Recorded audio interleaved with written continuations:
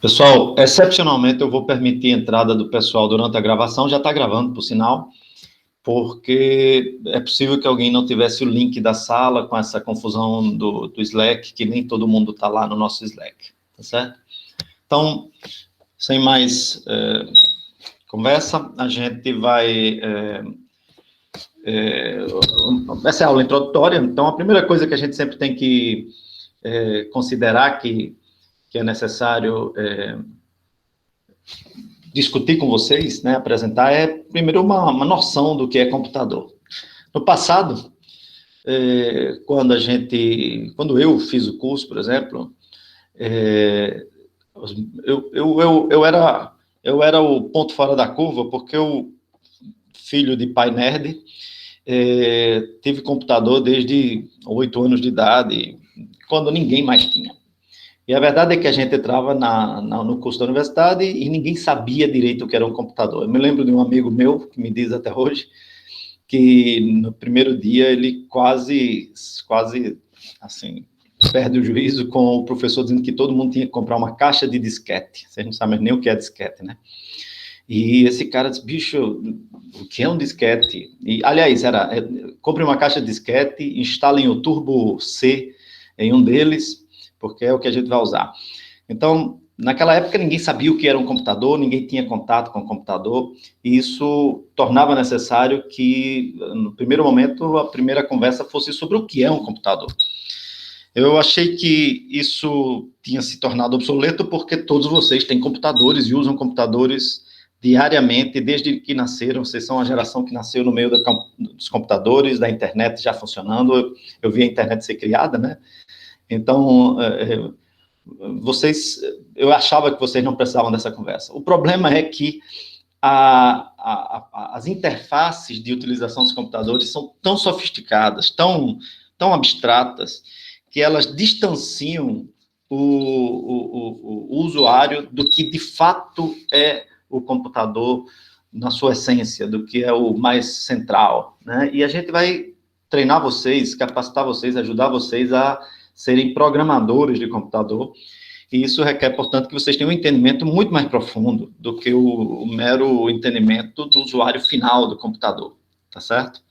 Então, esse é o papo inicial hoje, só para a gente lembrar que isso existe. Obviamente, isso aqui é um tema que a gente vai tratar ao longo de todo o curso, não é um assunto para um único momento, mas só para a gente lembrar de onde é que toda essa história vem. Então, o problema central da computação, tem um professor que me dizia isso sempre, é contagem. E na época eu não entendia direito, quer dizer, e por que é contagem, né? Então, o grande problema da humanidade surge com a necessidade de contar coisas, de contar propriedades. Em algum momento, o homem precisou começar a contar as coisas que tinha, talvez quando deixou de ser nômade. Sendo nômade, você facilmente conta tudo com a mão, né? Basicamente, tua mão é o teu computador, né? Basta lembrar quantos você tem, o polegar pode servir para contar de 1 a 4, tocando no dedo apropriado. Se você segurar aquele dedo, né, com o polegar da contagem, você pode memorizar, usar isso de memória, né, do teu computador, porque a nossa dificuldade é lembrar dos números, é lembrar das contagens, né? Se você segura o dedo, você faz daquela posição física do teu corpo uma forma de memorizar um número, né? Você pode memorizar um número de 1 a 4 em compensação só. Quando essa coisa se complica, a tendência é passar para uma coisa mais apropriada. E aí vem a velha história de que, você já deve ter ouvido isso milhões de vezes, mas eu vou repetir, que conta e cálculo basicamente derivam de pedra, né? Em idiomas antigos, basicamente essas palavras eram usadas para se referir a pedras, porque pedras foram usadas para contar, basicamente. Então, a gente saiu do problema da limitação de 4, 5 ou 10, se você considerasse as duas mãos, ou 20, se você considerasse, inclusive, os dedos dos pés, sim, já foi usado. E outros mecanismos de codificação. Com pedras, você estava livre dessa quantidade, né? Mas não é a melhor das situações ainda. Imagina você estar contando alguma coisa que você tem em propriedade, você tem algumas ovelhas, esse é o velho exemplo que todo mundo dá, ovelhas ou algum outro gado. Você junta um saquinho de pedras e aquilo é a tua contagem. Bacana. Só que uma vez que você domina isso, a natureza humana sempre está fazendo a gente pedir mais, né? E a gente acha insuficiente contar apenas o total de ovelhas ou o total de vacas e bois que eu tenho. E aí você quer contar agora quantos são machos, quantos são fêmeas, quantos são de tal raça, quantos são de outra raça, quantos estão doentes, quantos não estão, qual a idade de cada um deles, quantos estão acima de tal idade. E isso, obviamente, fica totalmente ineficiente. Ou você anda com quilos e quilos de pedra para manter cada contagem separada, né? E fora isso, falta abstração, né? Você só vê um monte de pedra. Como é que você enxerga aquilo agora conceitualmente? Então, obviamente, as pedras perderam sentido. E aí vem outros sistemas de contagem. Tudo isso são computadores, viu, gente? E no final das contas, computar, repito, é calcular, é contar, né? Repito, cálculo, até hoje a gente usa como sinônimo de pedra. A gente não fala que tem apenas pedras nos rins, a gente costuma dizer que tem cálculo renal, né? A gente costuma dizer que conta, por exemplo, você usa contas para aquelas pedrinhas de colares, né, ou do terço, são contas, né? Essa é a ideia, porque eles estão ali para a gente contar alguma coisa, como é o caso do terço, de outros objetos religiosos, eles são usados para contagem do número de orações e coisas do tipo. Bom, as pedras depois têm uma limitação que é aquela que eu falei, você não vai andar com tanta pedra para lá e para cá. E aí vem são as marcas, né, essas se encontram em ossos até antigos, de contagem, claramente marcas de contagem de alguma coisa, e isso facilita, porque agora você só tem que riscar de novo o mesmo objeto, você carrega um objeto só. Melhor do que isso, eles podem ser usados, inclusive, como contratos, não sei se vocês sabem, mas esse tipo de dispositivos cortados, marcados, já foram usados na Idade Média e até pouco tempo atrás ainda persistiam, né? Como contratos. Não sei se vocês estão vendo aí, mas as duas figuras são simétricas, né? Elas encaixam uma na outra, se você juntar as duas, encaixa uma na outra perfeitamente.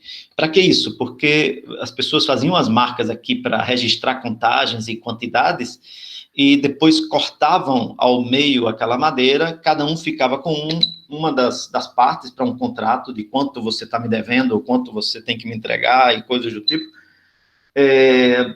porque garantia que se um dos dois não encaixasse, alguém tinha rompido o contrato, era uma questão de investigar quem tinha falsificado a sua parte do contrato.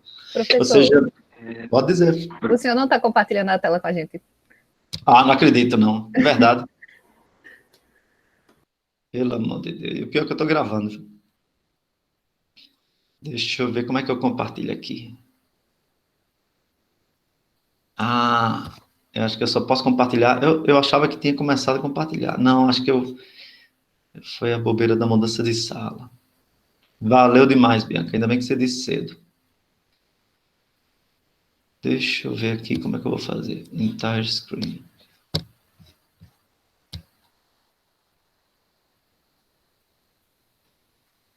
Foi mal, Adnan. Foi mal, gente. Mas também não tinha nada nos meus screens, não sei essas figurinhas aí, porque, como eu disse, eu detesto slide. Vocês estão vendo minha tela agora? Sim. Perfeito. Se vocês não se importarem, eu não vou gravar de novo, não, tá certo? Eu vou deixar do jeito que está, continuar desse ponto. Depois eu edito, por exemplo, o texto. Vou passar rapidamente pelos slides de novo, só para não dizer que não disse, tá certo? Então, vou voltar aqui.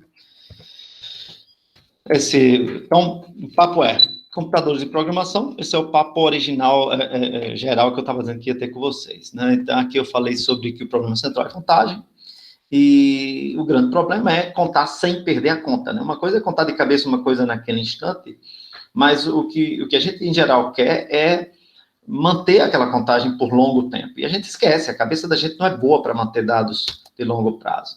A gente começou contando com mão, como eu tinha falado, mas enquanto a quantidade de coisas excede o número de dedos, aquele processo, obviamente, fica ineficiente. E a gente passa a usar contas, no sentido pedra da palavra, né? Então, contar com pedras é bacana, mas tem suas limitações. Quantas contagens eu consigo manter ao mesmo tempo? Com quantas pedras eu vou ter que andar mundo afora para manter várias contagens? Isso tudo complica.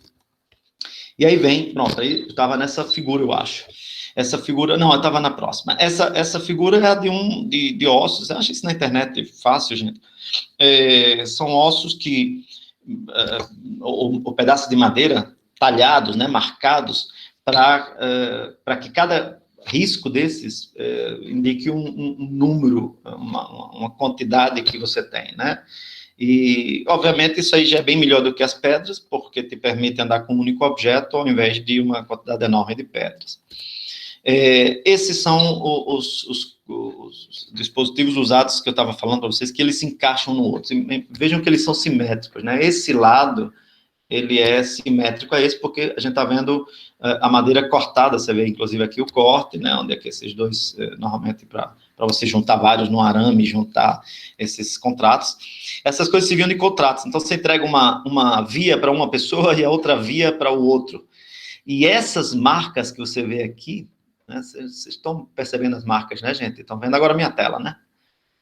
Essas marcas, que são simétricas do lado de cá, eram usadas justamente para marcar números, basicamente contagem, essencialmente contagem, quantos a pessoa está devendo. Claro que aqui era escrita, né? Ela tem inscrições dizendo o que é que aquilo, a que é que aquilo se refere, tá certo?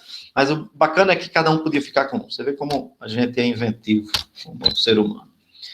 Bom, e aí, obviamente, a coisa precisa se sofisticar. Como é que a gente vai para um modelo mais abstrato? E aí vem os sistemas de numeração. Os sistemas de numeração são a nossa base da computação, não tem para onde ir. A gente precisa entender bem sistemas de numeração para entender bem computação. Computação é essencialmente contar, e para contar, a grande sacada moderna, né, é o sistema posicional, que foi, tudo indica, usado pela primeira vez pelo povo da Babilônia, não me lembro exatamente quais, tem os sumérios, tem não sei o quê, mas o povo daquela região. E eles inventaram um sistema sexagesimal, salvo engano meu em português, fica, e era um sistema que tinha, essencialmente, 60 símbolos. Pode parecer que aqui o mesmo símbolo está sendo usado várias vezes, né? Mas não. Vamos olhar aqui. Não, é o sistema cuneiforme, como era chamado. Porque isso aqui, apesar de estar com esse desenho aqui bacana, isso era feito com na argila, né? A forma de escrita ainda não era moderna, né? Se escrevia em argila, se fazia uma base de argila e você fazia uma marca na argila. Então, isso aqui mostra a pontinha da marca e aqui a parte mais funda da marca, tá certo? Vocês vão achar isso também em foto, eu devia ter colocado uma foto. Então, você vê, uma marca 1, duas marcas 2, 3 para 3, aí você tem uma forma de juntar 4 para fazer 4, 5, 6, 7, 8 e 9.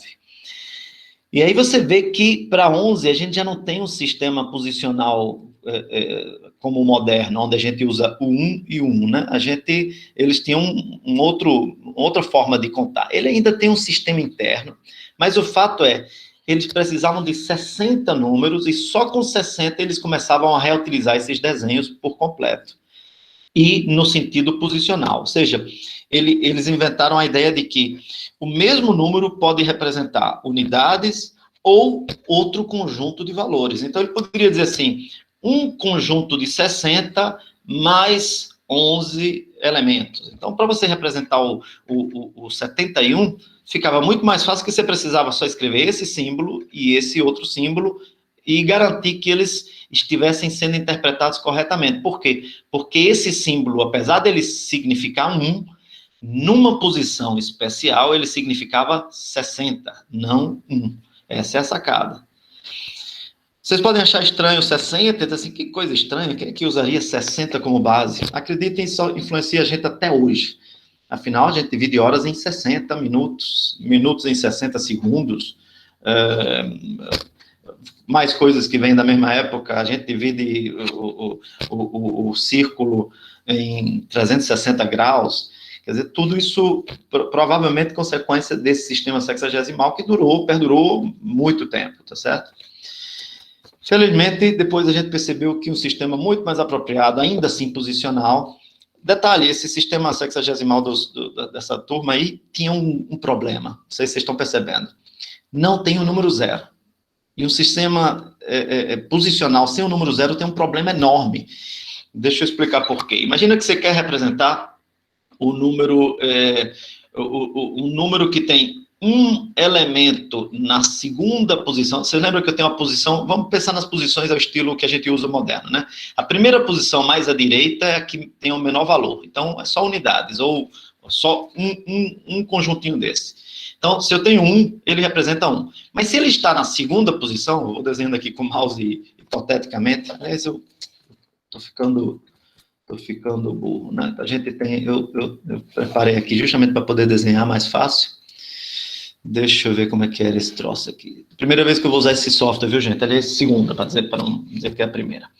Então, imagina que você tem agora um sistema posicional e você tem, vamos dizer, 3 posições. E aqui você representa o símbolozinho do 1. Eu não lembro como era o 1, vou tentar inventar aqui que eu me lembro, vamos supor que ele fosse aqui. E você tem, isso significa, portanto, 1 de fato. Se você tem um 1 aqui, isso aqui, na realidade, significa 60. Se você tem um 1 aqui, isso aqui significa 60 ao quadrado, né? Então, lembrando, isso aqui, na realidade, é 60 elevado a 0, isso aqui é 60 elevado a 1, isso aqui, obviamente, é 60 elevado a 2. Qual é o problema do sistema que não tem o zero? Então, vamos imaginar aqui a situação. Eu não tenho esse símbolo. Então, lembrem, eles não desenhavam esses quadradinhos, eles não têm isso. O que eles vão ter desenhado, portanto, em algum lugar, é esse símbolo aqui. Então, esse cara aqui significa que tem um espaço no meio e isso aqui é 60 ao quadrado? Ou isso aqui é só um erro de digitação na argila e o cara queria dizer 60 mais 1? Esse é o grande problema, né? Esse é o problema da falta do zero. Tá? Então, isso, felizmente, foi resolvido com os indianos resolveram esse problema. Deixa eu permitir a entrada de mais um. Os indianos resolveram esse problema e garantiram a existência do zero para resolver esse problema. Então, agora você tinha, na realidade, uma situação muito mais simples, que você tem um símbolo especial para dizer, aqui não tem nada, esse cara aqui não vai ser confundido com este outro cara, que se não tiver nada desenhado, é diferente. Então, às vezes as pessoas se perguntavam, para que eu vou representar o nada se ele é nada, né? Acontece que o nada no sistema posicional tem um significado bem diferente, ou pelo menos dá um significado diferente aos elementos subsequentes a ele. Se não tem nada aqui, esse cara aqui significa 60 elevado a 1. Se não tem nada aqui explicitamente, mas tem um zero, significa que esse símbolo aqui significa 60 ao quadrado, tá certo? Então, essa é a base do nosso sistema moderno, tá certo? E aí a gente chega provavelmente ao que é considerado o primeiro computador, de fato. Eu considero todos esses sistemas de computação. No final da conta, se você representava número nos dedos, e você, quando conta, você representa números nos dedos, você está computando, você está calculando, você está contando. Tudo isso é computação.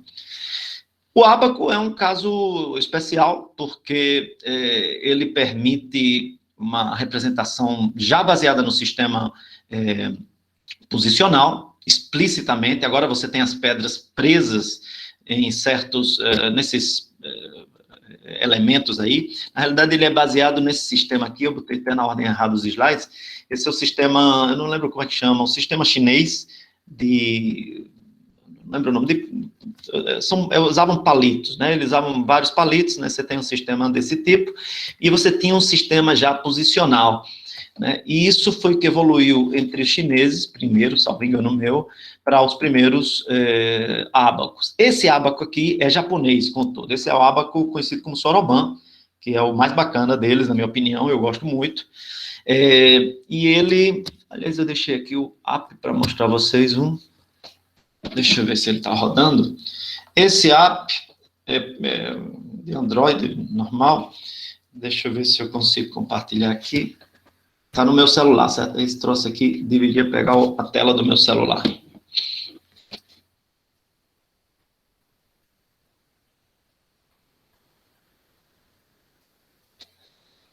Só um segundinho. Número 1. Pronto. Agora deve funcionar ou não?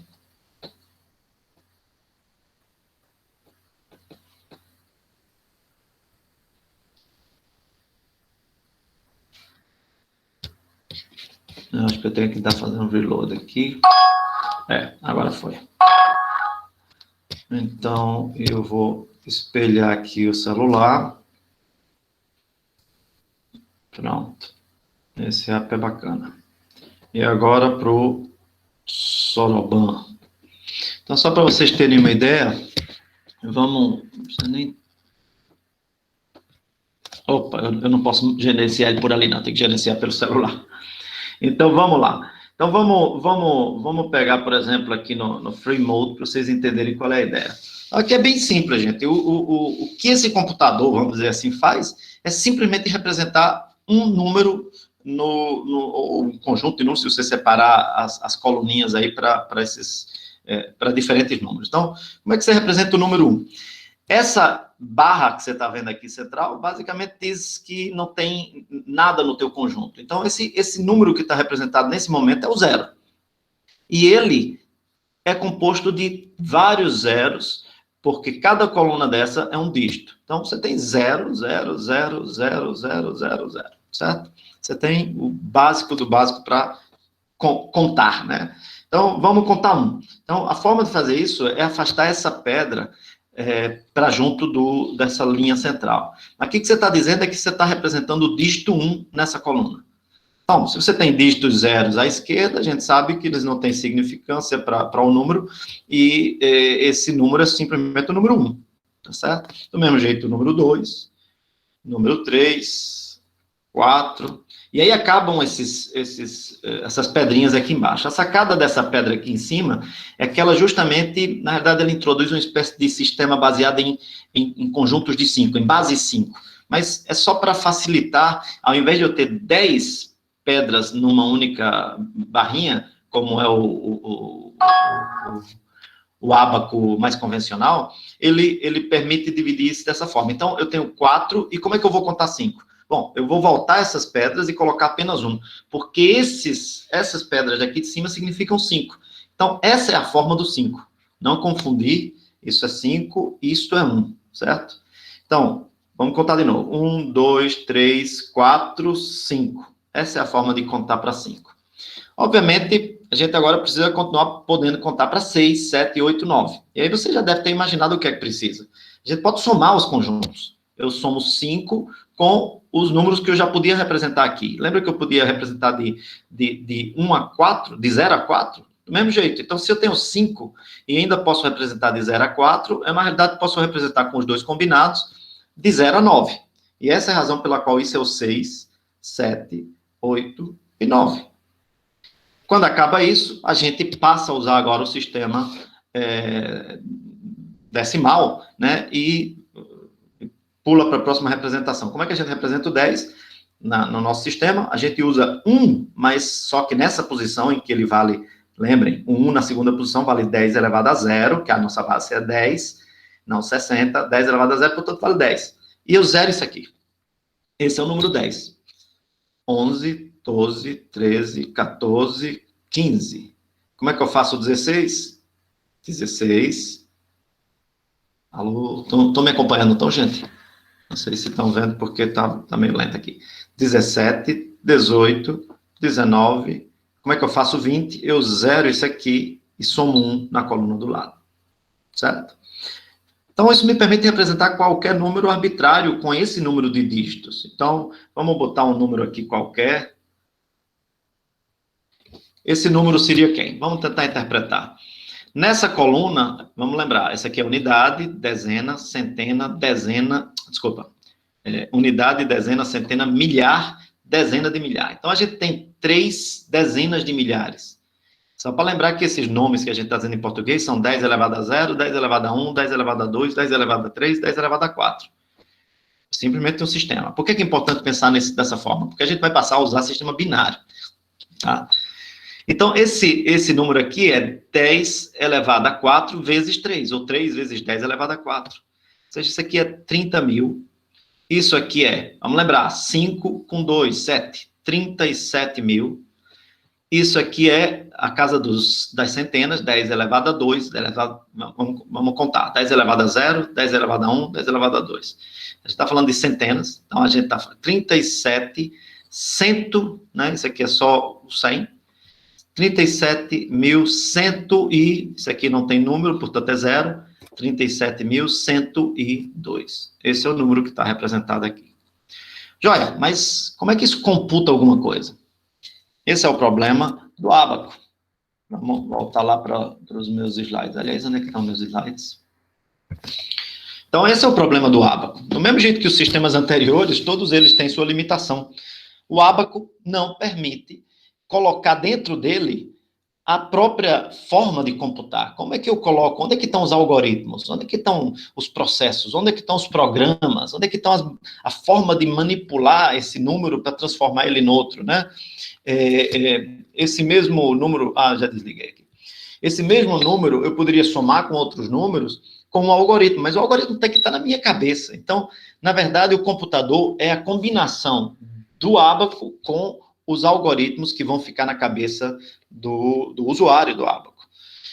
Do mesmo jeito que um cubo mágico, você aprende vários algoritmos daquele, mas quem executa os algoritmos é você. O cubo apenas memoriza a posição, do mesmo jeito que isso aqui tem uma memória para um certo conjunto de números. Na realidade, um número, você pode dividir. Às vezes a gente diz, isso aqui, o número vai ficar representado nos primeiros elementos e outro número nos últimos elementos. Para multiplicação, por exemplo, é bem útil, tá certo? Mas, essencialmente, você guarda um número ou dois. E aí é que está a sacada do computador moderno. O computador moderno permite fazer uma coisa que os outros computadores não permitiam. Ele permite armazenar o próprio programa dentro do computador. Essa é uma foto de um dos, salvo engano meu, achei pelo menos ele num artigo falando do ENIAC. O ENIAC e o EDVAC são os primeiros computadores construídos no mundo. O EDVAC acho que é o inglês, o ENIAC é o americano, não lembro qual dos dois é esse, tá certo? Ou se talvez seja só uma encenação, mas acho que não. Em particular, está muito fiel, porque os primeiros programadores eram justamente um grupo de mulheres. Ser programador, ser computador, para dizer a verdade, não sei se vocês sabem, tal como ser brasileiro, não sei se vocês também sabem, era uma profissão, né? Do mesmo jeito que brasileiro nasceu da profissão do português que vinha extrair o pau-brasil, o computador era a profissão de alguém que computava, alguém que fazia computações. E um grupo famoso de computadoras, nos anos que antecederam, acho, a Segunda Guerra e durante a Segunda Guerra, foi a base para as primeiras programadoras, foram os primeiros programadores que a gente teve dos computadores modernos, porque as pessoas eram contratadas basicamente para fazer enormes quantidades de cálculos, tudo na mão, ninguém, não tinha computador, pensa aí, se não tinha computador, alguém tinha que fazer os cálculos que a gente já conseguia fazer na época, bastante sofisticados, e eram feitos por excelentes matemáticos, basicamente, eram as computadoras desse grupo eram conhecidas, eram matemáticas, e contratadas para fazer cálculos e refazer, garantir certa precisão, tinham seus processos, né, repetiam os processos com várias pessoas, calculavam simultaneamente, comparavam resultados. Então, havia um processo para fazer isso.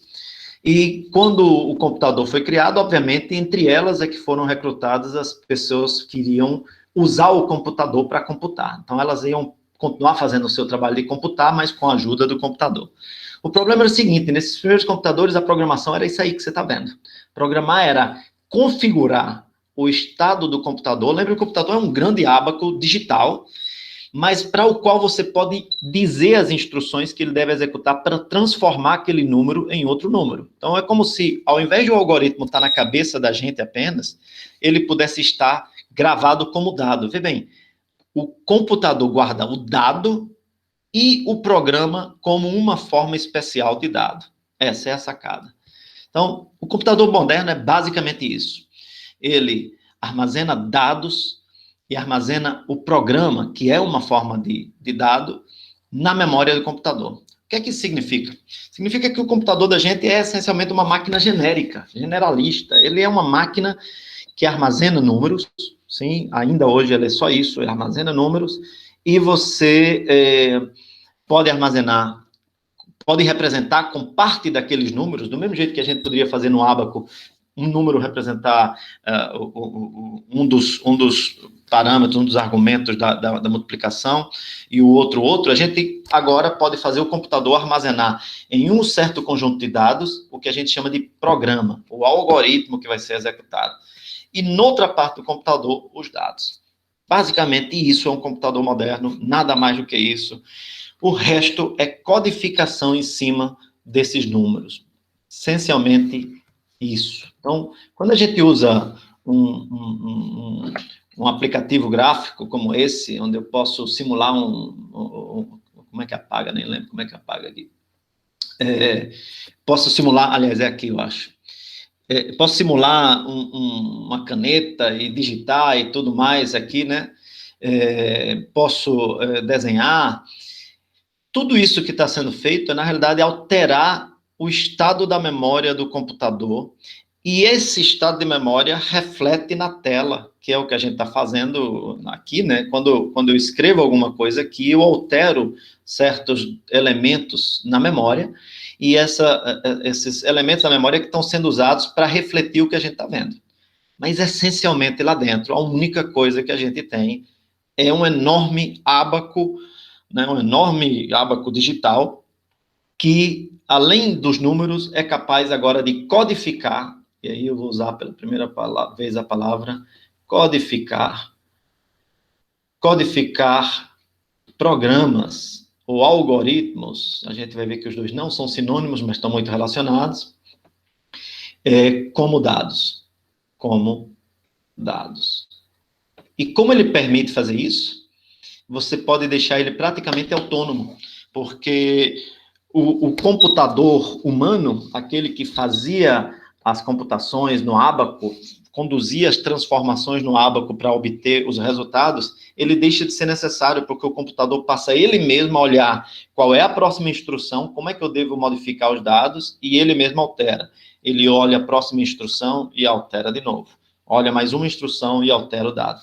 Então, o computador com um programa apropriado e os dados apropriados, ele é praticamente um agente autônomo de computação. Ele vai fazer as computações para você automaticamente. Essa é a ideia por trás do computador. É isso que vocês vão fazer, é isso que vocês estão escolhendo fazer como profissão. Programar computadores. Ou seja, criar essa parte dos dados, principalmente essa, mas claro que a gente, em boa parte, tem que produzir dados convencionais, mas, em geral, isso vai vir dos usuários do teu programa, para fazer um computador combinado com um programa. O que você vai fazer é o que a gente chama de um sistema. Então, o sistema que o usuário final da gente vai ter é o computador ao qual ele vai agregar o programa, o sistema que a gente vai fazer, que basicamente garante que estenderá a funcionalidade do computador dele para as transformações de dados que ele precisa. É essencialmente isso. Claro, esses dados se manifestam de forma física bacana, você pode navegar a internet, mas tudo isso são camadas de abstração, bem, como eu disse no começo, né, funcionam muito bem, muito efetivas, porque o usuário final hoje mal percebe que está usando um computador, né? Vocês todos sabem que usar um celular, um smartphone, é usar um computador.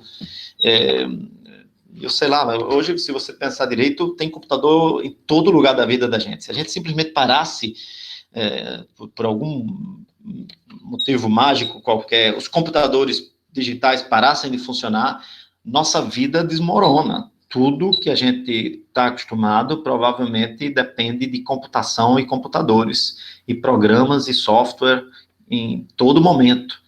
Televisores, internet, só para começo de conversa.